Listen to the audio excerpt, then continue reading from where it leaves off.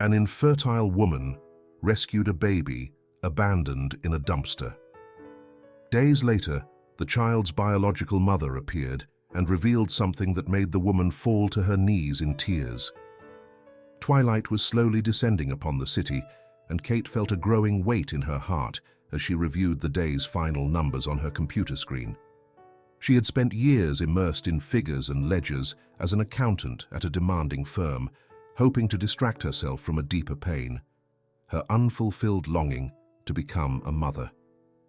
Ever since she was young, she had dreamed of cradling a child in her arms, but after countless fertility treatments and failed medical procedures, she had faced the stark reality of her infertility. Time and the stresses of these medical setbacks had worn down her marriage to Simon, a man she had once loved with all her soul, but from whom she had divorced only a few months ago. That breakup had left a wound she couldn't seem to heal. Caught up in her workload and painful memories, Kate finally logged out of her computer, aware that night had already claimed the streets. She left the office with exhaustion etched in her eyes and the hope of finding a bit of peace in her lonely home. She had taken on extra hours to avoid dwelling on her recent divorce, but her mental fatigue was increasingly evident. As she got into her car, she let out a sigh, recalling her last argument with Simon. He had reproached her for her obsession with motherhood, while she blamed him for not supporting her through her worst moments. They had once loved each other deeply, but the pain of being unable to conceive had consumed them both. She drove along the dimly lit streets, eager to reach home before the rain, predicted to come down hard, started to pour. However, her commute was disrupted when a faint cry, barely noticeable, reached her ears. She hesitated for a moment, unsure if her mind was playing tricks on her, but she slowed down and looked toward a nearby dumpster. The sound was real and piercing. Kate felt her chest tighten as she realized it was the cry of a baby. She hurriedly pulled over to the side of the road and got out, her heart pounding. The scene left her stunned. Among cardboard boxes and trash bags, a baby was crying in desperation. Tears filled Kate's eyes as she grasped the gravity of the situation. She moved closer, worried that the child might be seriously hurt. Gently, she scooped the baby into her arms, noticing how cold the tiny body was and how filthy the clothes were. A shiver ran down her spine, part fear, part compassion, as she understood how fragile this abandoned little life truly was. She struggled to believe someone could leave a newborn in such a state. Without a second thought, she removed her jacket and wrapped the baby in it to shield them from the cold and dampness. Kate's hands trembled as she dialed the emergency number on her phone. She explained what was happening and requested an ambulance, but the voice on the other end warned that it could take a while for help to arrive. Hearing that every minute was critical for the child, panic surged through her. She glanced at her hands, now soiled with grime, and noticed the baby was having slight trouble breathing. Determined not to wait any longer, she rushed back to her car and carefully placed the infant in the back seat, bundling them with the makeshift blanket. Her heart pounded as she drove at top speed to the nearest hospital, praying it wasn't already too late. The moment she arrived at the emergency room, she shouted for help. Several doctors and nurses hurried over, and one of them took the baby to assess their condition. Kate felt an immediate wave of relief, though fear still clenched her heart. She waited in a nearby area, her coat soaked and her hands cold from the ordeal. While some medical staff checked the baby's vital signs, she began to sob, realizing that if she hadn't passed by that street, the child might not have survived. Not long after, a kindly-faced nurse approached with encouraging news. Despite dehydration and mild hypothermia, the baby was fighting to stay alive. Kate's heart surged with emotion, and for a moment she felt an indescribable bond with this tiny being, like the universe was sending her a glimmer of hope amidst so much darkness. Her private moment, however, was cut short by the arrival of a stern-looking man with a serious demeanor, Inspector Brooks. He had come after receiving a report about the abandoned infant. The inspector asked Kate to recount in detail what had happened. With her voice still shaky, she explained how she had found the baby and rushed him to the hospital. Brooks took meticulous notes, asking specific questions about the exact location, approximate time, and any clues that might indicate the mother's identity. He also requested Kate's personal information and mentioned that, as a matter of protocol, Child Protective Services and the police would work together to investigate.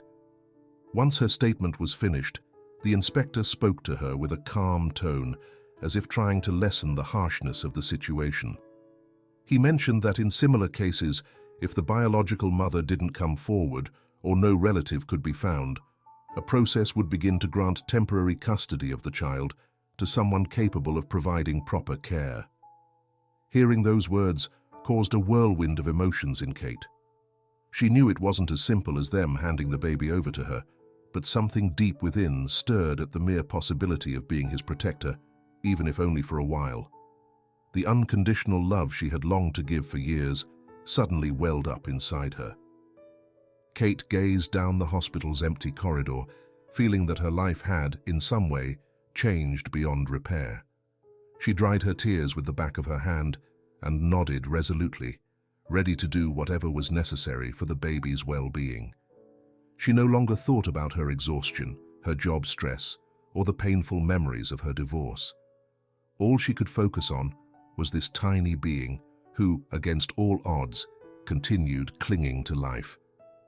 Unbeknownst to her, by rescuing him, she had opened the door to a profound transformation in her own existence, a path fraught with challenges, but above all, brimming with hope.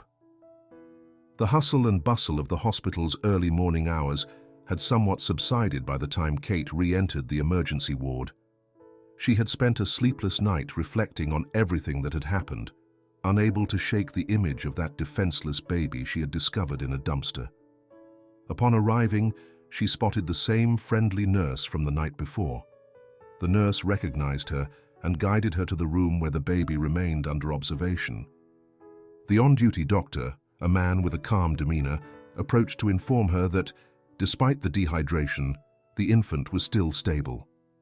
He had been given IV fluids and special care overnight, and his vital signs were indicating a slow recovery. The medical staff commended Kate for her quick thinking in bringing the baby in so swiftly, emphasizing that every minute had been crucial to saving his life. Kate felt a lump in her throat, imagining what might have happened had she not heard that faint cry. A slight tremor ran through her hands, part relief, part a powerful emotion she could barely name. Meanwhile, Estella, the hospital social worker, arrived carrying a briefcase filled with documents in which the baby's legal status would be recorded. Speaking tactfully but firmly, she explained to Kate that the standard procedure was to search for any clue about the baby's family. If, within a reasonable period, no one came forward to claim paternity or maternity, or provide an explanation, the child would be formally declared abandoned. Kate listened in silence, feeling a fierce protective instinct flare up inside her. She couldn't fathom how someone could discard a newborn, and she shuddered at the idea that if no one claimed him, the baby might end up in an orphanage. Sensing her concern, Estella looked at her empathetically and mentioned that in similar scenarios, the person who found the abandoned child could apply for foster family status or temporary custody, depending on the police investigation and the formal abandonment declaration. Kate, feeling an inexplicable connection to this baby, remembered all those years of treatments and shattered hopes. A spark of excitement lit up her face, yet she also felt a twinge of guilt for seeing this child as the opportunity she had yearned for. She wondered if it was right to feel such joy when the child's origin was so tragic. Soon after, the news of the baby's rescue reached Kate's family. Her parents, Jess and Rick, arrived at the hospital in short order, visibly worried. The moment they saw her, they enveloped her in a loving embrace tinged with concern. They had watched their daughter endure taxing medical treatments from a young age and suffer the collapse of her marriage with Simon, in part due to the tensions caused by infertility. Now they feared that her experience with this baby would stir deep attachment, an attachment that could hurt her even more if things didn't go her way. "Sweetheart, be careful not to grow too attached," her mother warned with a trembling voice. "You know the biological mother could still show up to claim him. We don't want to see you go through more pain." Kate nodded silently, though she struggled to hide the warmth that filled her when she gazed at the baby. With gentle care, she caressed the small hand of the little one, who lay peacefully beneath a light hospital blanket. She wrestled between heeding her family's words and the budding love she felt stirring inside her. The next person to approach Kate was Lily, her friend and trusted lawyer, who had received her call early that morning. Lily was a woman with a firm character and an analytical mind, used to dealing with complex paperwork and finding creative solutions for her clients. However, when it came to Kate, her top priority was to protect her from further heartbreak. After hearing the details of how the baby was found, she immediately understood the legal complications. They had to consider family law regulations, potential claims by the biological mother, and adoption procedures if the child was declared abandoned. Once Lily had listened to Estella's explanation and assessed the doctor's comments, she pulled Kate aside to speak candidly. She reminded her that, while this kind of case could allow for temporary custody, it involved serious legal and emotional hurdles. "I'm telling you this as both a friend and a lawyer," Lily said with a trace of worry. "You can't assume the baby will be yours. This will take time, and you'll likely find yourself in a very thorough investigation." Despite the cautionary words, Kate felt that this tiny being had filled a corner of her soul that had previously been empty. Every time she looked at him, her heart pounded with renewed force, reminding her that, despite all her hardships, her maternal instinct, so long suppressed, was still alive. She recalled the countless medical consultations, the hormonal treatments, and the crushing sense of failure that had haunted her. But now, seeing that baby was a balm, even if only a temporary one. The hours flew by, and amid the flurry of nurses, doctors, and support staff, the baby remained calm, as though he had finally found a safe haven. Inspector Brooks also made his presence known, coordinating efforts with Estella. Both spoke with Kate and her family, stressing how crucial it was to gather as much information and as many statements as possible to figure out why the baby had been left in that dumpster. Neighbors, local security camera footage, and any potential witnesses would be vital to discovering clues about the mother's identity. While they talked, Kate could hardly take her eyes off the baby, mesmerized by his fragility and silent beauty. Leaving the hospital for a breath of fresh air, Kate felt an overwhelming rush of emotions. On one hand, she knew she had to be cautious and prepare for a lengthy legal process with no guarantee that she could keep the child. On the other, she felt compelled to follow her heart, which urged her to protect him. Immersed in that dilemma, she reflected on how her entire life might change in the coming days. Conversations with her parents and with Lily were essential for keeping Kate grounded. They all agreed that, no matter the outcome, the child needed immediate protection and care. Should the biological mother fail to appear, there could be an option for provisional foster care, a prospect that lit up Kate's face with the idea of being, if only for a time, the mother she had always wanted to be. Yet she also understood that the mother or some other relative could emerge at any moment and shatter her fragile sense of hope. Mentally drained, Kate went back inside to spend a little more time with the baby before heading home. She settled into a chair near the portable incubator that now sheltered him, and very gently brushed her hand against his tiny fingers. In that fleeting moment, she felt something change deep within her, as if the pain of her infertility was beginning to morph into a force capable of confronting any legal or emotional barrier. She knew the road ahead would be complicated, but in her heart, a faint light of hope began to shine. With a sigh, she said goodbye to the baby, promising herself she would do everything in her power to provide him with a safe and loving environment, even if it meant risking her already fragile emotional stability. As the hospital doors closed behind her, Kate realized she had taken the first step toward an uncertain future, yet one in which the word mother once again held real, tangible meaning in her life.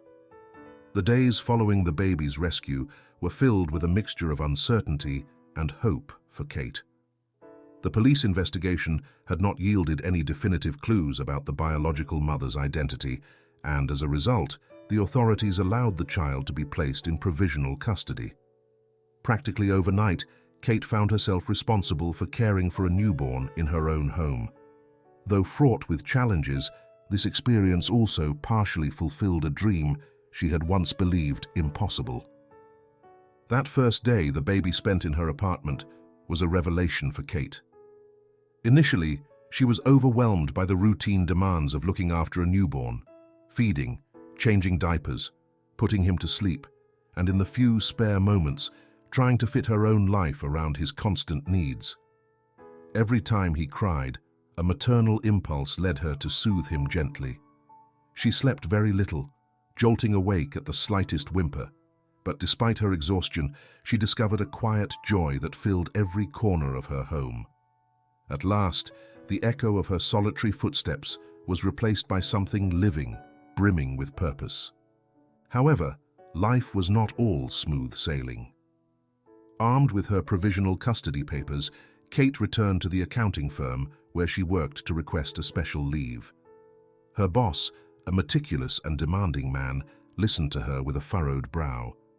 Kate explained the situation, emphasizing that it wasn't simply a vacation request, but a family emergency of the most unusual kind.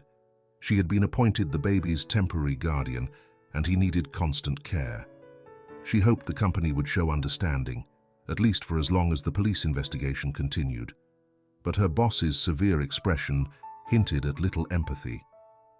"I understand this is a delicate matter," he said in a controlled tone, "but we can't afford delays in our quarterly reports or monthly closings. I need to know if you can still meet your responsibilities or not." A knot formed in Kate's stomach. She knew the firm prided itself on its efficiency and employee dedication. Over the years, she had been an exemplary worker.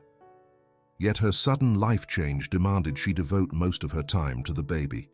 Fully aware of the consequences, she asked for temporary leave, maybe a couple of weeks, hoping to negotiate some arrangement for working remotely so she could still fulfill some of her professional obligations. Her boss, however, insisted they hold a meeting with upper management to discuss the specifics of her absence. Meanwhile, Inspector Brooks continued his investigation. His days were spent talking to the neighbors of the area where Kate had found the baby, as well as visiting the hospital where, based on initial tests, the child seemed to have been born. He hoped to discover if anyone had registered a birth and then vanished without providing complete information. The testimonies were inconsistent. A few people claimed to have spotted a young woman loitering in the area recently, but none could describe her accurately. Others had no idea what might have happened. Brooks also interviewed various local healthcare workers, believing that a newborn would be difficult to hide in nearby clinics or hospitals. Despite his efforts, no promising lead surfaced to identify the mother. Some doctors mentioned that, on occasion, women in labor provided false information or simply disappeared before filling out all the necessary documents. Frustrated, the inspector scribbled detailed notes and reviewed reports, fully aware that time was running against them in the search for the baby's mother. Back in Kate's small apartment, the hectic routines of caring for the infant gradually fell into a rough rhythm. She took urgent calls from the office while holding the baby against her chest, and she fired off emails to clients in the precious moments when he slept. Each time she checked the clock on her phone, she felt the pressure of returning to work, afraid she might lose everything. As much as she loved her profession and needed her income, the baby's well-being now took precedence. In her arms he found tranquility, and she felt an unknown, almost magical sense of fulfillment that moved her to tears. At last, her boss scheduled the dreaded meeting. Entering the conference room, she saw the same stern expression the firm typically reserved for critical decisions. No member of management was absent. They all sat around a long table, closely reviewing the current project's progress and the responsibilities assigned to Kate. Her mind was still foggy from nights filled with crying and bottle feedings, but she did her best to remain composed. Once again, she explained that the baby's arrival was an exceptional situation and that the state had appointed her as temporary guardian until the mother was found. She pleaded for some flexibility or the option to work from home a few hours each day so that the newborn wouldn't be left completely defenseless. Her words, however, seemed to bounce off a wall of corporate priorities. After several tense seconds, her boss warned her that the company could not afford delays in its accounting projects and that if her absence continued too long, they might have to reprimand her or even let her go. Kate was left speechless. Her years of loyalty, impeccable work, and personal sacrifices suddenly meant very little. She felt betrayed, and yet she also realized this was the harsh truth. Corporate life often shows no mercy when confronted with personal crises, even one involving an abandoned baby. When the meeting ended, she walked down the hallway, eyes fixed ahead, holding back tears until she reached the elevator. She knew she had to make a drastic choice: continue fulfilling her professional obligations and risk the baby's precarious stability, or prioritize this child's welfare, someone she already felt was practically her own, if only temporarily. She recalled Lily's cautionary words, reminding her of the uncertainty that would accompany each step of this process. Rescuing the baby had been heroic, but navigating the labyrinth of legal requirements and rigid work structures was something else entirely. Back at home, she rocked the baby gently in her arms. She watched his calm face as he slept on a little blanket, unaware of all the problems swirling around him. In that moment, Kate promised herself that whatever happened with her job, she would do everything in her power to protect this innocent life she had saved from an uncertain fate. She knew the next few days would be full of difficult decisions, each one holding the power to transform her life completely. Night fell, and once again the baby's cries filled the apartment. Kate rushed to his side, feeling her resolve deepen with every minute spent near him. Perhaps the road ahead would be far from easy. Inspector Brooks's investigation was still active. The biological mother could show up at any time, and her career hung by a thread. Yet despite everything, the child's presence had sparked an undeniable strength within her. And in the dim light, when the baby finally settled in the warmth of her embrace, Kate realized nothing would ever be the same. That fragile life had become the center of her choices, and her heart refused to turn back. The days following Kate's receipt of provisional custody were as dizzying as they were tense. She had learned to live with the sleepless nights that come with caring for a newborn, and though her exhaustion was overwhelming, she felt her bond with the baby growing stronger with each touch and each glance. Yet, life around her did not slow down. Inspector Brooks, with his characteristic persistence, continued scouring neighborhoods and hospitals in search of the child's biological mother. It was during one of these inquiries that the investigation took an unexpected turn. While reviewing recent birth records at local hospitals, Brooks came across the name Lucia, a young woman whose dates roughly matched the baby's birth. It appeared Lucia had given birth 2 weeks earlier and, according to the reports, had left just hours later, providing incomplete information on her file. To the inspector, this was a clear lead. He needed to find her and determine whether she had any connection to the abandoned child. Locating Lucia was no simple task. The inspector discovered she was living in precarious conditions in a rundown area on the outskirts of town, far from any decent job opportunities. After days of wandering dusty streets, questioning neighbors who were reluctant to talk, and comparing notes with local authorities, he found the tiny room the young woman was renting. Amid broken furniture and peeling walls, Brooks encountered a confused and fearful Lucia. Their first conversation was brief. Lucia, staring nervously at the floor, confirmed she had been pregnant and given birth at a nearby hospital. However, she flatly denied having abandoned the baby and insisted that her circumstances had overwhelmed her. She claimed she had no resources, no family, no money that could help her raise a newborn. In a trembling voice, she admitted she had considered a formal adoption, but she had never gone through with the paperwork. Showing his usual professionalism, Brooks explained that she would need to go to the hospital where the baby was staying to clarify things with the social worker. Although at first she resisted, she finally agreed when the inspector warned her that she could face abandonment charges if she did not cooperate. The mother appears. Their confrontation in the hospital took place on a dreary afternoon. Grey clouds covered the sky, and Kate, still unaware of what was about to happen, had brought the baby in for a routine pediatric checkup. Meanwhile, Lucia arrived with Brooks, her hair tied back and a visibly anxious expression. She tried to go unnoticed, hiding beneath an old coat, but she still drew the attention of security staff who immediately informed Estella, the social worker. Events unfolded in a corridor near the consultation rooms. Lucia stopped in front of a window, looking into the observation area for newborns. Her breathing grew ragged as her eyes scanned the cribs, desperately searching for the child she believed she recognized. Just then, a nurse approached and asked who she was, and Lucia, stumbling over her words, said she wanted to see her son. Her anxiety made it clear something serious was going on. Within minutes, Estella and Inspector Brooks escorted her to an office to clarify the situation before allowing her near the baby. That initial conversation was tense. Lucia confessed that after giving birth, she had not known where to go. Her family had rejected her long ago, and the baby's father was nowhere to be found.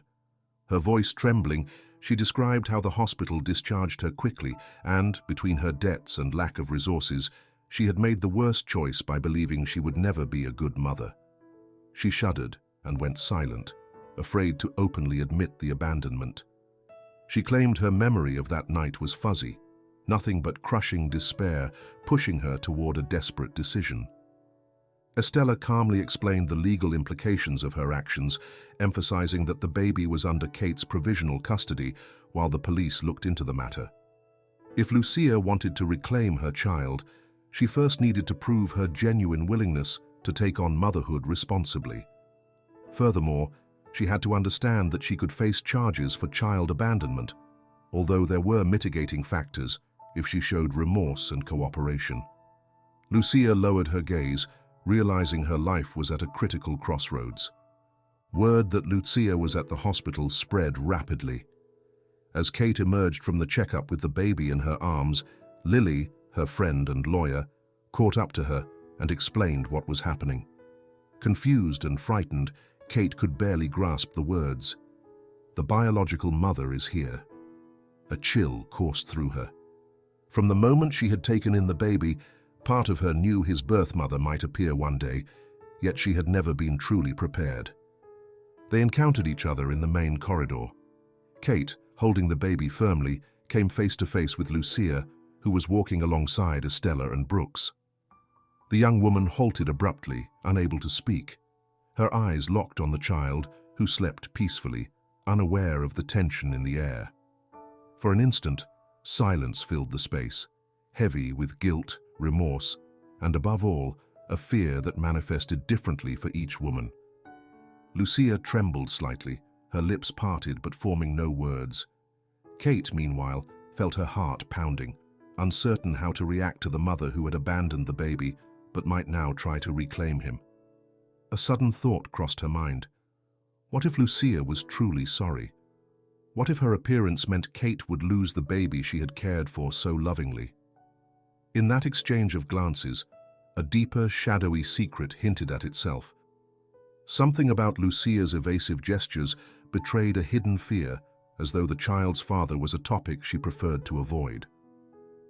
Estella intervened cautiously, inviting both women to sit and talk. Lucia simply bowed her head and murmured that she needed time to explain. With a voice trembling from emotion, she apologized through sobs, yet gave no immediate clarity about why she had abandoned her baby. Kate, feeling confused, held the child close and nodded, allowing Lucia a moment to calm down. Meanwhile, Inspector Brooks made a mental note of every gesture, convinced there was much more behind Lucia's behavior than she was letting on. That afternoon, marked by the unexpected encounter and the anxiety both women carried, seeded the potential for an imminent conflict. Should Lucia assert her maternal rights, Kate might lose the provisional custody. Conversely, if Lucia was unable to prove she could care for the baby, she might face serious legal consequences. Neither woman left the hospital in peace. Moreover, Lucia's precarious situation and the looming secret about the baby's father would only further complicate matters, compelling Kate to confront new fears that could threaten everything she had built so far. The revelation. The meeting Estella arranged in a small hospital room was thick with tension. Kate held the baby with the same blend of tenderness and apprehension she had felt ever since Lucia returned to claim her role as mother. Lucia, seated on the opposite side of the table, kept averting her eyes, unwilling or unable to fully face the strained atmosphere. Inspector Brooks remained standing, notebook in hand, ready to jot down any relevant information about the case. Meanwhile, Lily, Kate's friend and attorney, positioned herself between the two women, attempting to maintain a respectful dialogue in such a fragile situation. Lucia's first words came with a slight tremor. She admitted she had received multiple summonses from Inspector Brooks, asking her to clarify what had happened, but she said she needed time to process everything and gather her courage. Kate eyed her warily.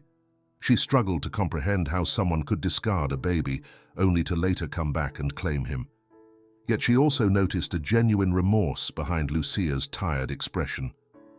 "I couldn't bear the guilt," Lucia said softly, looking at the child. "I never wanted to hurt him. I just felt so powerless. I didn't know where to go. I had no money, no friends, nothing. I did the worst thing I could have done, and I know it. But it's also true that this baby's father vanished from my life without giving me any explanation. I felt overwhelmed by everything."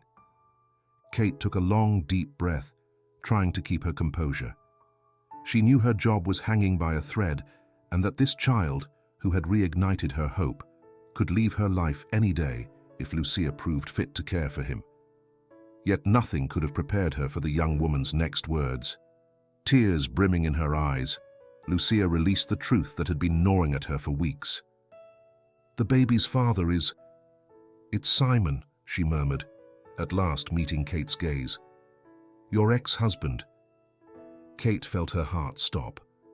For a few moments she wasn't sure if she had heard correctly or if there had been some kind of mistake. But Lucia's expression left no room for doubt. The man with whom Kate had shared years of marriage, fighting infertility together, ultimately divorcing when the strain became unbearable, had fathered a child with another woman.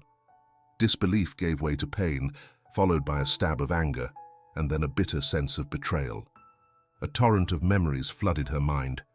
The fertility treatments, the countless arguments, the pressure that mounted as time passed without success. And now she realized that Simon had become a father, fulfilling the very role she had wanted so desperately, but in someone else's arms. Lucia's words echoed. She met him shortly after the divorce, knowing little of his background or of the ex-partner who had suffered for the same reason that now bound them both to this child. "I didn't know until he was gone," Lucia explained, her face contorting with guilt. "He barely talked about his past. He seemed like a man who was confused, even embittered, and I never dared dig too deeply into his affairs. When I found out I was pregnant, I told him, and he disappeared. I never thought..." Her voice cracked in a trembling sigh. "I never thought he wouldn't take responsibility." A sepulchral silence fell over the room. Kate, still grappling with the news, lowered her gaze to the baby sleeping in her arms, feeling a sharp pang of anguish. The child her own body could never conceive with Simon, the man she had loved so deeply, did indeed exist, but only through someone else. Tears threatened to spill from her eyes. Inspector Brooks cleared his throat, aware this revelation changed the course of the investigation, and Lily frowned, already assessing the legal ramifications. Finally, Kate let out a bitter laugh that was really more of a muffled sob. It was the confirmation of her worst fears and the wound that had continued bleeding since her divorce. She felt a surge of anger toward Lucia, but realized the young woman looked just as miserable as she did. After all, Both were victims in their own way, each left scarred by Simon's irresponsibility. Still, nothing eased the pain of knowing that the man she had once dreamed of starting a family with had become a father, just as their marriage lay in ruins. Lucia continued explaining her reasons for abandoning the baby. Through sobs, she acknowledged her grave mistake. She recounted how, with no job or decent roof over her head, without Simon's support or a family network, she saw no other option but to run away, hoping someone kind would save the little one. Choking back tears, she apologized to Kate, begging her to let her make up for her error. She knew she had no right to demand anything, yet she longed for a chance to prove she could be a good mother if she received help. At the same time, she was aware the authorities could formally charge her with abandonment, and she knew her situation was desperate. Kate remained silent, unable to pass a harsh judgment on Lucia. Even while feeling the greatest disappointment of her life, she understood Lucia was just a frightened young woman, trapped by adverse circumstances and the lies of a man who never stepped forward. She tried to push away the resentment towards Simon, a bitterness growing like poison inside her. On the other hand, her protective instinct for the baby made her wary of Lucia. What guarantees were there that she wouldn't run off again as soon as things got tough? "I'm sorry," Lucia repeated in a broken voice, turning to Estella and Brooks. "I'll accept whatever is necessary. I don't mind going through a legal process if it means I can have a chance to be with my son. I don't want to lose him forever." Kate sensed the sincerity in her plea. Lucia's desperation was palpable, while she herself was caught in a whirlwind of conflicting emotions. Part of her wanted to feel compassion for the young woman who, like her, had suffered Simon's rejection. Another part clung to the terror of losing the child. Her lips quivered as she spoke. "I don't know what you expect from me. You took away—" She stopped, realizing how hurtful it sounded. "Rather, you and Simon share a bond I could never have. And now—" She paused to hold back her tears. "If you really want to take responsibility, you have to prove it." Silence fell over the room, broken only by the baby's soft cooing as he shifted in Kate's arms. Inspector Brooks put away his notebook, and Estella, after exchanging glances with Lily, suggested that Lucia work with the legal process. This way, they could determine if she was fit to raise the baby, provided she demonstrated her remorse through concrete action and followed a reintegration and care plan. Kate felt overwhelmed by what lay ahead. She would have to balance her compassion for Lucia with the fear of surrendering the child. Above all, she would have to face Simon's reappearance, which was now undeniably part of the story. That major revelation had shattered Kate's emotional defenses, and she left the room feeling a fresh weight of pain. She knew Lucia sought a second chance, and that the baby deserved a mother who would fight for him. Yet she also feared all of this would leave her more broken than ever. The baby's fate unexpectedly placed her at a crossroads she never imagined. If she decided to support Lucia, the child could leave her arms sooner than she wished. If she stood in the young woman's way, she might keep her only chance to be a mother, but at the cost of ignoring Lucia's remorse and determination. Confronted by that dilemma, Kate trembled, aware that Simon's arrival would only add fuel to the fire, and that every decision she made from now on would carry definitive consequences for the future of that tiny being she loved so dearly. Lily had spent several sleepless nights mulling over the baby's situation and its legal ramifications. She had gone over Lucia's confession time and again. That young woman claiming the baby's father was Simon, Kate's ex-husband. As both Kate's friend and her lawyer, Lily could not overlook the need to formally establish paternity in a custody or legal claim.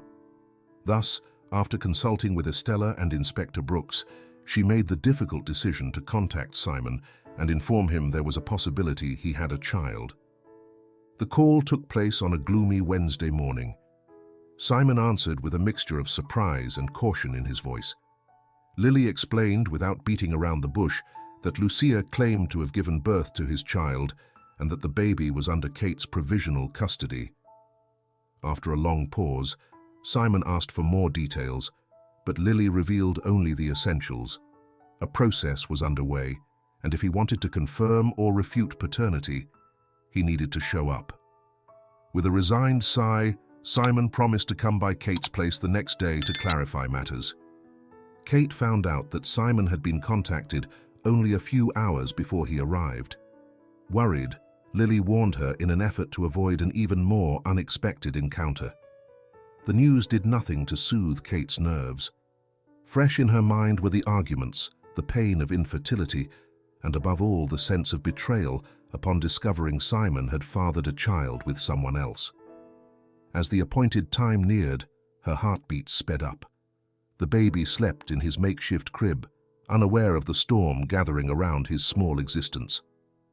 Tension soared the moment Simon rang the doorbell.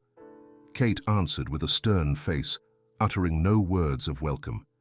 He looked uneasy, casting sidelong glances at the home they once shared. They stared at each other for several seconds, recalling a life now distant. Finally, Kate invited him into the living room, where the baby lay bundled in a soft blue blanket.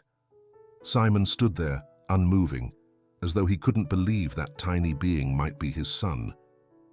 "Why didn't you tell me?" Kate blurted out, unable to hide her anger. "How is it possible that, after everything we went through, a baby of yours appears now?"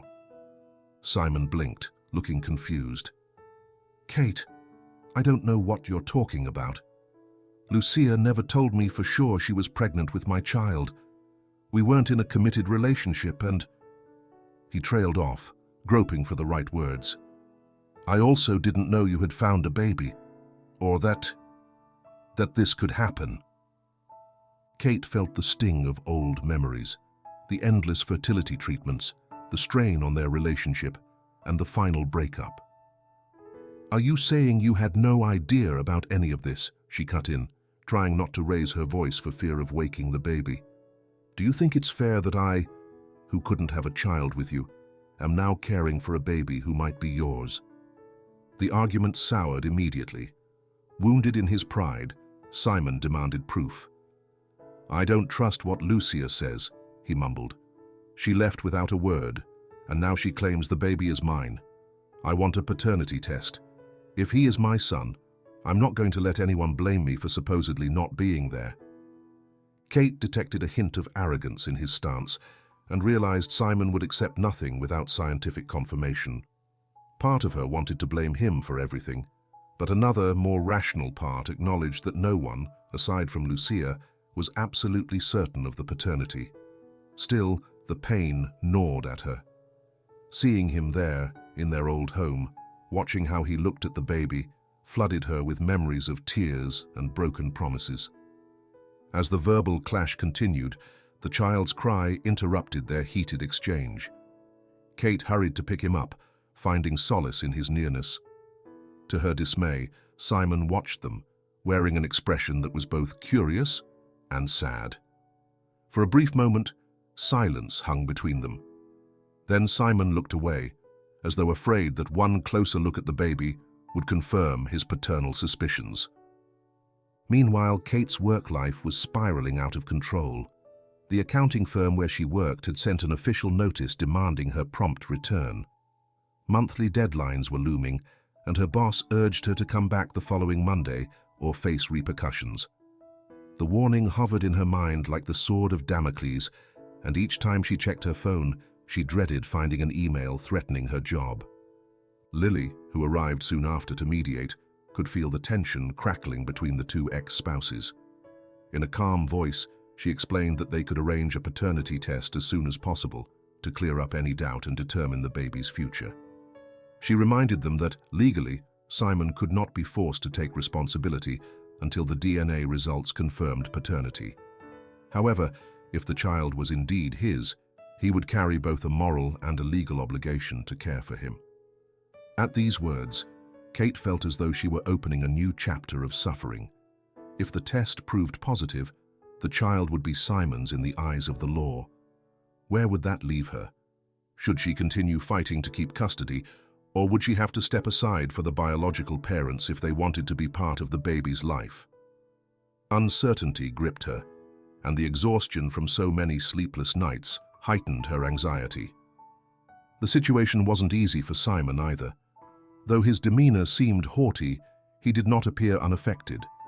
His serious expression revealed a certain confusion, and Lily sensed he might also be grappling with guilt for having disappeared without explanations. By the end of the meeting, they agreed to begin the paternity test procedures immediately and await the outcome before making any definitive decisions. That afternoon ended in thunderous silence. Simon left without much of a goodbye, and Kate was left with a lump in her throat, rocking the now sleeping baby. With Simon's return, the possibility of losing this little one felt more real than ever. From that moment on, every step she took would affect her career, her emotional stability, and above all, the child's destiny. Though night settled darkly over the city, Kate could hardly sleep, knowing that the worst part of this triangle, loaded with doubts and resentments, was only just beginning. The air in the small meeting room felt thick, laden with unanswered questions and weighted silences. Gathered there once again were all the key people in the life of a baby whose paternity still wasn't legally determined.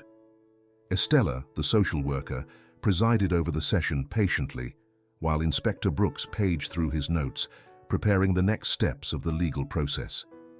Kate, holding the child in her arms, tried to remain calm, aware that her role as a provisional mother could change at any moment.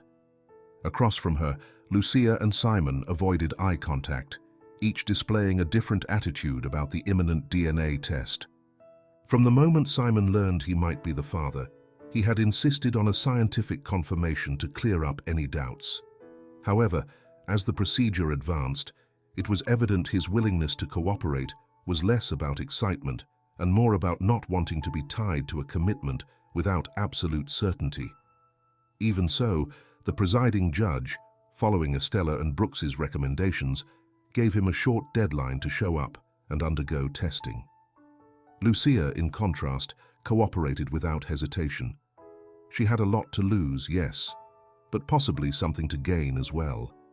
If the test confirmed Simon's paternity, she could count on his support in her difficult quest to prove she was fit to care for the baby. Meanwhile, Inspector Brooks finished the paperwork necessary to formalize the legal process against Lucia for child abandonment. Although the young woman faced serious charges, Brooks noted possible mitigating circumstances, such as her precarious finances and lack of any support network. On top of that, she hadn't gone completely on the run. After several days, she'd come forward, cooperating with the investigation, suggesting some willingness to right her wrong. Still, the final word rested with the district attorney and the family court judge, who would decide whether her remorse and situation justified a less severe measure than losing her parental rights altogether.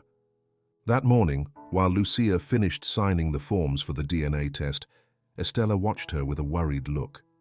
As the social worker, she had to judge whether this young woman possessed the maturity and minimum requirements to raise the baby. She also recognized that, despite the unforgivable act of abandoning the child, Lucia didn't seem like a villain. It all appeared to be a desperate, unplanned move. Nor could one ignore that Lucia was willingly submitting to a process that could expose her to legal consequences. Perhaps, Estella thought, there was a possibility that this young woman might mend her ways and, if given the right kind of help, demonstrate a real change. At the same time, Kate lived in a constant state of contradiction. The revelation that the baby could be Simon's, her ex-husband's, still hurt deeply. The very idea that the man with whom she had tried and failed to start a family might be the child's biological father filled her with a mix of resentment and sympathy. Day after day, Kate held the baby, feeding him and rocking him to sleep, growing more attached with each passing hour. Yet the possibility that Lucia and Simon might want to claim him plagued her with the fear of losing what had become, without her ever intending it, the most important part of her life.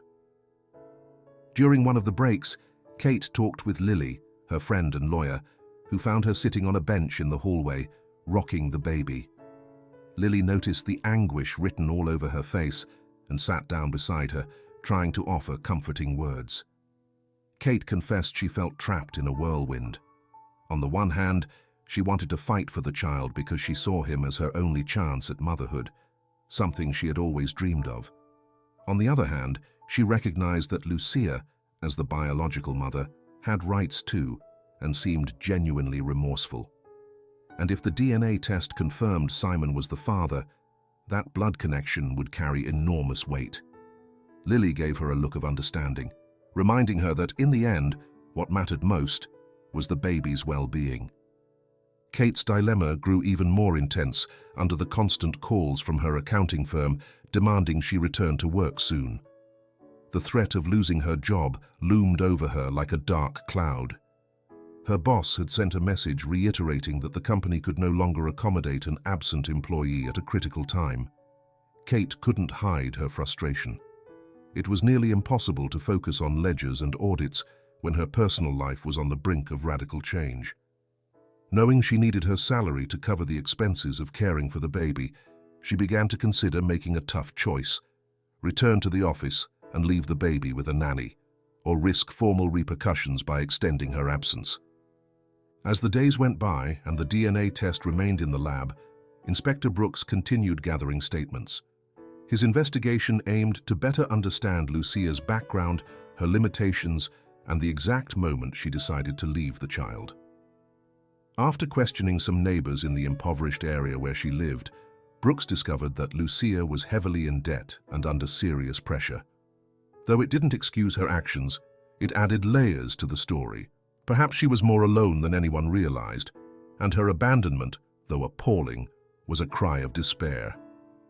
Estella, for her part, drafted a preliminary report on Lucia's ability to raise the baby, emphasizing that she would need close supervision, training programs, and psychological support, as well as a minimum level of financial stability. The family court judge would give an official decision once the DNA results were in and after reviewing the complete report. In the meantime, the baby remained under Kate's provisional custody. Each night she rocked him to sleep, with the certainty that everything, absolutely everything, could change at any moment. Caught in this emotional tide, Kate couldn't stop wondering what stance to take. She knew that clinging to the baby and denying Lucia or Simon any role might come across as selfish, even if her love for the child was genuine. She also feared that facilitating a family reunion would push her to the sidelines, robbing her of the motherhood bond she had waited for so long. With those thoughts swirling in her mind, she approached the crib where the little one was sleeping peacefully and gently stroked his tiny hand. She promised herself she would put his well-being first, even if circumstances forced her to give him up. The DNA results. Those last few days before the DNA results arrived dragged on for all involved, each caught between unbearable anxiety and hope. Lucia waited, longing for proof that she and Simon truly shared a bond, thus making him take on his paternal responsibilities. Simon tried to block out the possibility, convinced that if the test came back negative, he'd be free of the situation entirely. And Kate, torn by conflicting emotions, clung to every moment with the baby, knowing that everything could change the moment she held that conclusive envelope in her hands. The news arrived in an official envelope delivered to Estella at the Social Services Office. She knew that this document, the final confirmation of the DNA test, had the power to alter the lives of several people. The instant it landed in her hands, she called Kate, who arrived trembling with nerves. Lucia came soon after, anxiety etched across her face, while Simon maintained a stoic expression, as though dreading the confirmation of something he already suspected. They all convened in the hospital conference room, where Inspector Brooks and Estella were ready to share the news. Eyes fixed on the paper, Estella announced the result without beating around the bush. The DNA test was positive. Simon was indeed the baby's biological father. Lucia let out a shaky sigh, closing her eyes as relief and guilt washed over her for not handling things differently. Simon kept his gaze on an indistinct point on the wall, holding back an outburst of anger welling up inside him. His outrage was directed not only at Lucia, but also at the circumstances forcing a responsibility on him that he had never anticipated. Simon's reaction was swift. He raised his voice, hurling accusations at Lucia, blaming her for keeping him in the dark, for not warning him sooner about the pregnancy, and for thrusting everyone into this complicated situation. Lucia tried to defend herself, explaining that she had reached out when she found out she was pregnant, but he had vanished without a word. She couldn't go on. Her voice cracked from desperation, and tears began rolling down her cheeks. As much as she admitted that abandoning the baby was a grave mistake, the truth was she had felt completely alone. Kate, meanwhile, stood in a corner of the room holding the baby. Hearing the scientific confirmation hit her like a whip crack, sending pain coursing through her body. She had always known the child might be Simon's, but a tiny hope that it was all a misunderstanding had kept her spirits up. Now she had to face the reality. The man she had once dreamed of having a family with was indeed a father. After weeks of caring for and loving this little one, she now faced the possibility of losing him. Being that Lucia was the biological mother and Simon the father, the law would generally grant them priority unless there were extraordinary circumstances. The tension did not abate. After aiming his blame at Lucia, Simon turned his gaze on Kate. He saw her cradling the baby as though it were her own flesh and blood, and he realized, with a twinge of bitterness, that she had managed to give herself fully to this child, something he had never known or wanted to do before. Even so, he wasn't about to let that overshadow the legal role he would now have in his son's life.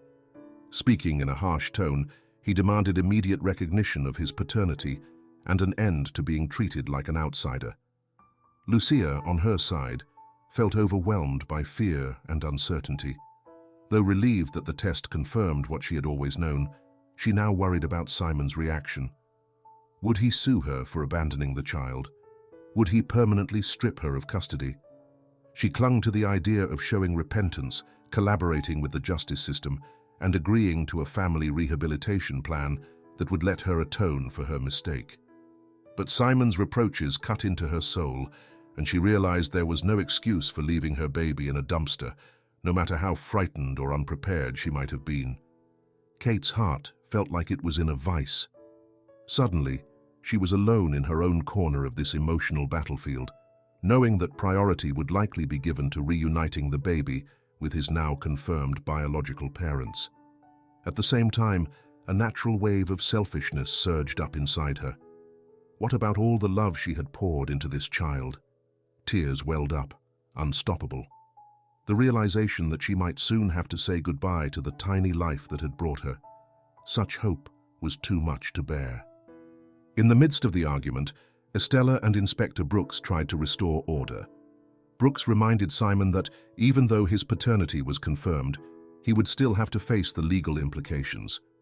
He would need to formally recognize the child and assume responsibility for the baby's material and emotional needs. As for Lucia, she was still under investigation for abandonment, though the mitigating factors of her situation would remain under review. If she showed genuine willingness to rehabilitate and had a solid support network, alternatives could be considered instead of revoking her parental rights. Kate listened quietly, feeling that every explanation only reinforced the idea that her provisional role as the baby's mother was fading into the past. That same day, Kate returned home with the baby, but the atmosphere that greeted her was different. What had once been a haven of tenderness now felt weighed down by the prospect of goodbyes. For weeks, she had grown used to thinking about feeding schedules, diaper changes, and nap times, tending to every nighttime whimper and singing lullabies to soothe him. Yet all of that could vanish in the blink of an eye. She wondered if she would ever overcome the sorrow looming over her heart. That night, as she tried to sleep, she received a call from her parents. They were deeply worried about her, seeing how she was sinking into an endless spiral of anxiety and confusion. Her mother, her voice sweet and trembling, advised her not to isolate herself. She reminded her that the family would stand by her, no matter what happened. Kate listened, barely able to speak.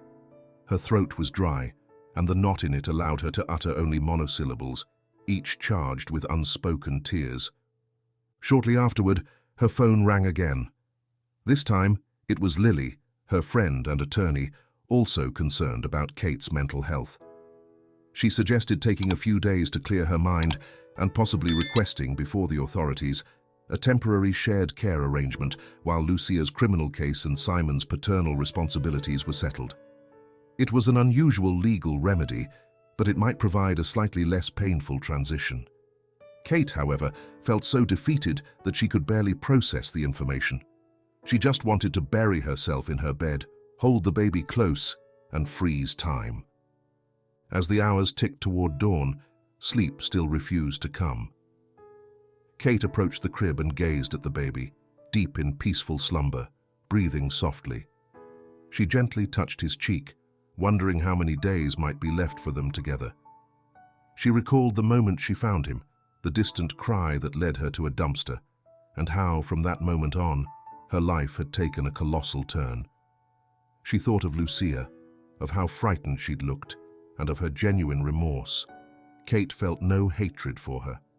She thought of Simon, and of the painful truth that he, in the end, had managed to bring a child into the world. For Kate, her emotional crisis was not the only battle. Her job demanded results, threatening to end her career if she did not return to the office soon. The weight of these pressures drained her both physically and mentally. Still, deep down, she knew her love for the baby mattered more than any job requirement. What she could not imagine, while the first light of day faintly illuminated the walls of her home, was how she might survive the heartbreaking moment of letting him go. That night confirmed what Kate had feared. Simon's paternity and Lucia's status as the biological mother loomed over her like an inescapable outcome. Unless there were extraordinary circumstances, the law would always favor the recognized parents. And although Kate wished to fight to the last breath, she could already see her chances slipping away in the face of reality. Hope now dwindled to a faint light, intermingling with the resignation of someone who has loved with all her strength, but accepts that fate can unravel her plans in a single instant. That same evening, gloom filled Kate's living room when Lucia walked in, accompanied by Estella and Lily. Their hesitant footsteps echoed on the parquet floor, heightening the tension and anticipation in the air. By then, the baby's legal ties to Simon and Lucia were indisputable, and Kate was on the brink of losing the child who, without warning, had become the center of her life. Yet, that afternoon, they were not there to argue, but rather to talk, and to seek the least painful way forward. Lucia, head bowed, sat on the couch, at first unable to speak. She looked around in hesitant amazement, since she had never before been inside Kate's home. It was obvious that the place exuded warmth, filled with soft blankets and small items meant for caring for the baby. As she took in every detail, her face showed a mix of longing and perhaps a hint of remorse. Kate, for her part, sat down in an armchair opposite her, holding the baby delicately. Her breathing was unsteady, yet she tried her best to appear composed. "I'm sorry, Kate," Lucia finally murmured, her voice trembling. "I know an apology doesn't fix anything, but I need to say it. I was a coward. I thought that if I left the baby behind, someone kind would find him and give him a decent life. I knew I was exposing him to terrible danger, but..." Her words broke into a stifled sob. "I was scared. I was in debt. I had no family, no stable place to live. There were threats." She looked at Estella, seeking support. "Some loan sharks were after me. They said if I didn't pay, they'd force me out on the street. I had nothing, no one to protect me, let alone a newborn." Lucia's voice shook with every syllable. Kate watched her in silence, eyes half closed to hold back her own tears. Since discovering Lucia was the biological mother, she had seen her merely as the person who would take the baby from her. However, on hearing the real story behind Lucia's decisions, her prejudices began to recede. She was not some heartless villain intent on harming the baby, but a young woman crushed by desperation. Kate felt a wave of compassion that surprised even herself. "I understand why you felt cornered," she said softly, "but it was very hard for me to accept what you did. This baby." She patted the child's head gently. "He gave me a reason to get up every morning, thinking about what could have happened to him." Lucia wept, once more burdened by remorse. "I know, and every day since then, I've woken up with guilt stabbing at me. If it hadn't been for you, I don't know what would have happened. That's why I beg you, don't see me only as a threat.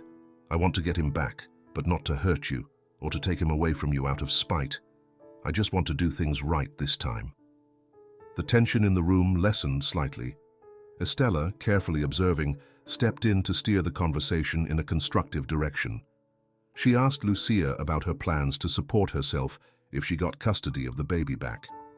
Lucia explained she had applied for social services, wanted to join a job training program, and had begun slowly paying off her debts through a modest part-time job.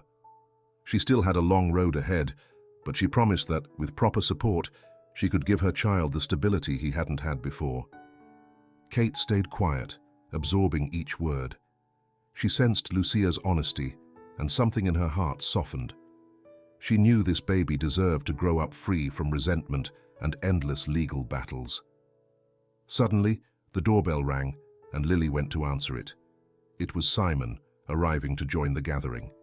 His face, stern as usual, softened a bit once he saw the situation. He noticed Lucia's tear-streaked cheeks, Kate as ever tending to the baby, and Estella and Lily watching each reaction carefully. "Hello," Simon said, breaking the uneasy silence. "Sorry to interrupt." Estella invited him to sit, and a series of meaningful glances followed.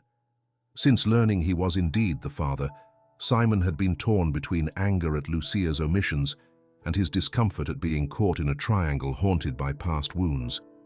Yet at the same time, he could not ignore Kate's devotion to the baby. That afternoon, he looked at her more closely and recognized the tenderness and resolve with which she had cared for the little one. "Lucia has told us what she's been through," Estella said, turning to Simon. "We'd like to hear your viewpoint as well." He drew in a long breath. "I realize I've made my own mistakes," he admitted, his voice tight. "When I learned Lucia was pregnant, I walked away without giving her a clear explanation. It was wrong, and I acknowledge that. If the baby's here in Kate's care, it's partly because of my actions. I want to accept my responsibility, and I'm not just talking about financial support. I need to grow into fatherhood, and I see now that I haven't done that so far." For a moment, the air felt still. Simon's words revealed an undeniable shift. Gone was the haughty attitude, replaced by a newfound sense of accountability leading toward reconciliation. Kate watched him, recalling the painful memories that led to their divorce. Yet she no longer felt the same searing resentment. Perhaps time and her love for the baby had nurtured in her an ability to forgive. "If you're both willing to cooperate," Lily interjected, "we can look for a solution that benefits the child. The goal is not to take away anything from anyone." Feeling everyone's gaze on her, Kate finally spoke the thoughts simmering inside. "I've been taking care of him all this time, and I've grown so attached, more than I can say. But I also see that Lucia and Simon share a blood bond with him. I don't want to stand in the way of this child growing up with his parents. I only ask that you truly consider what's best for him. And if, in the process, you believe I can still help, I'm willing."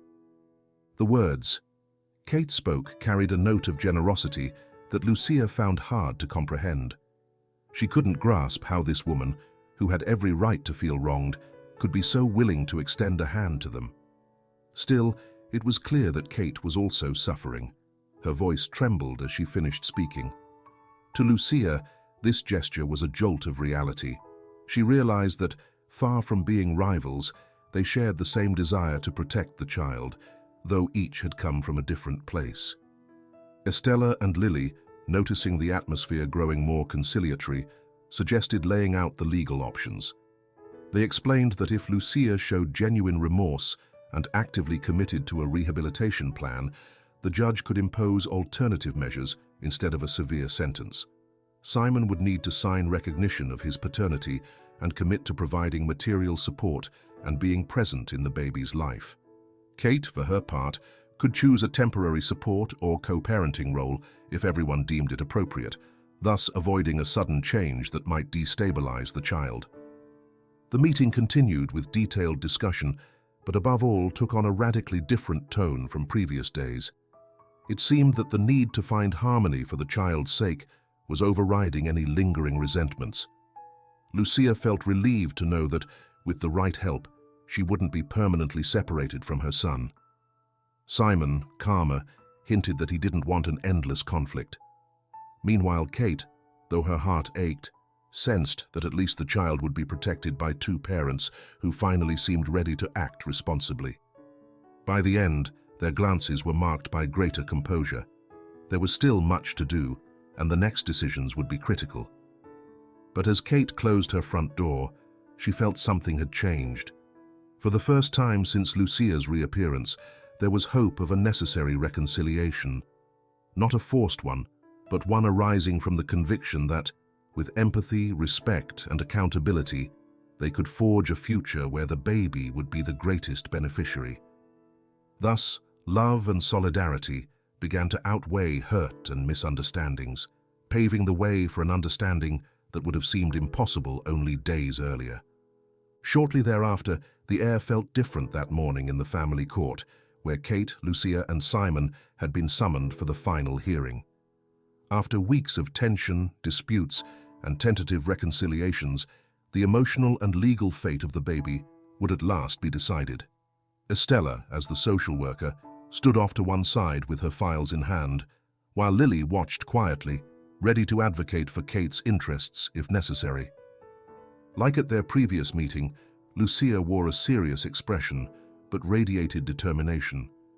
She had fulfilled every requirement the judge had suggested, presenting proof of a stable place to live, attending psychological therapy per social services recommendation, and showing that a part-time job would provide minimal financial stability.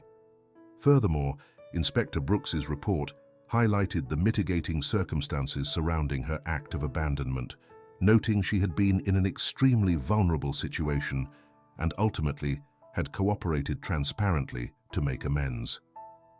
The judge opened the session by reading a brief summary of the case, recalling how the baby had been found in a dumpster and then placed under Kate's provisional custody. He noted the progress made after Simon's paternity came to light, along with the difficulties that had surrounded Lucia.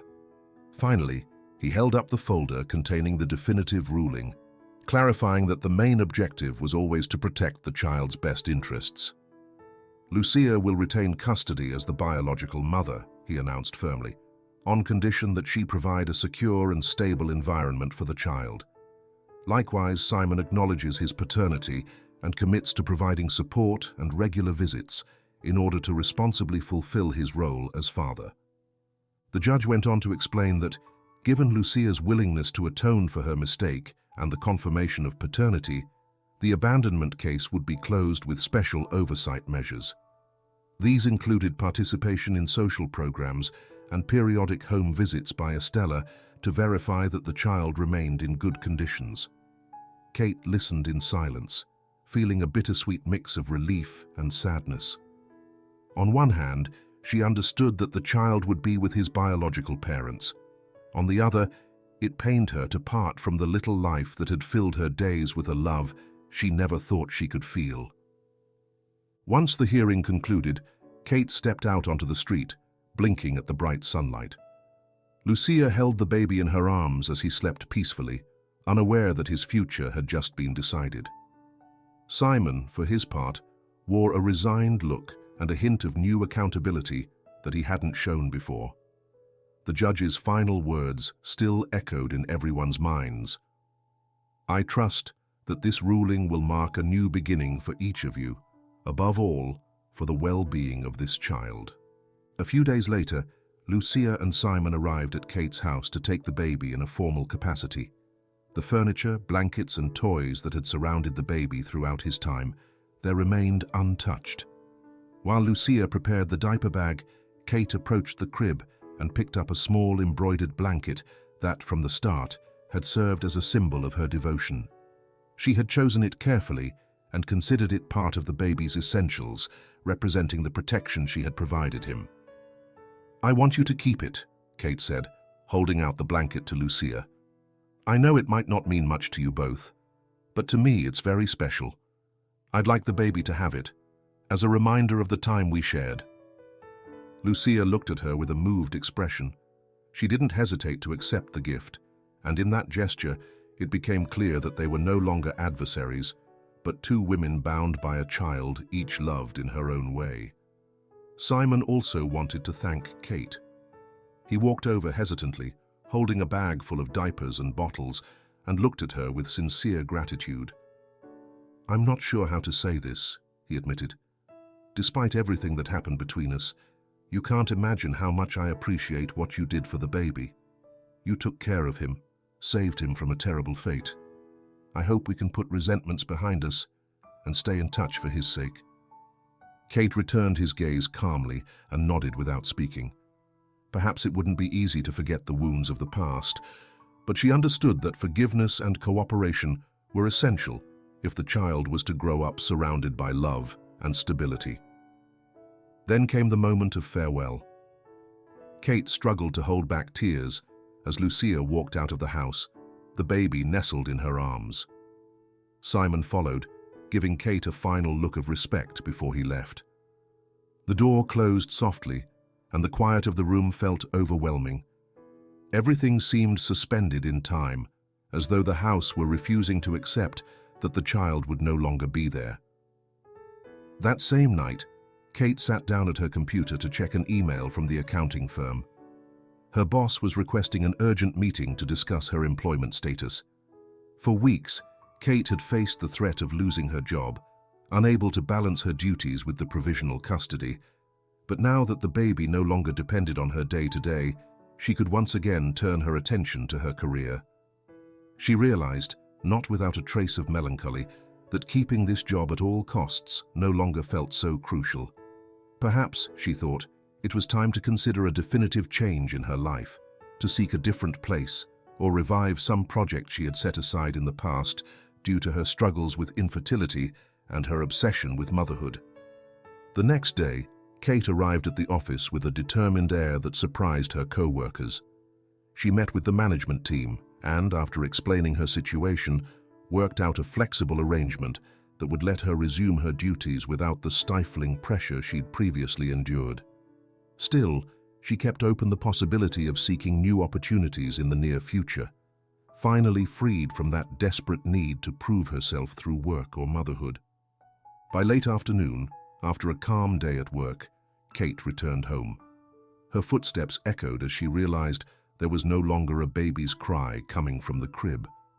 She felt a hollow ache in her chest, yes, but also an odd sense of peace. She gazed at the photos and the mementos she still had from the baby and understood that, though he was gone, he remained present in her heart. Little by little, she absorbed the profound lesson this entire ordeal had taught her. Maternal love isn't measured only by blood ties, but by devotion, compassion, and the ability to let go when someone else needs it. Kate allowed herself one last tear, a tear of relief and gratitude for the baby who had come into her life so unexpectedly. She had learned that even in loss, one can be reborn inside. After all, motherhood, solidarity, and empathy had merged into a story that changed her life forever. Even though this chapter was closing and Lucia and Simon were leaving with the child, the seed of her love remained, germinating in the promise of new beginnings. And that brings this moving story to a close. Thank you for accompanying me all the way to the end. I hope it touched your heart and inspires you to believe in the power of empathy and love. If you enjoyed it, don't forget to subscribe and leave your comments. Until next time.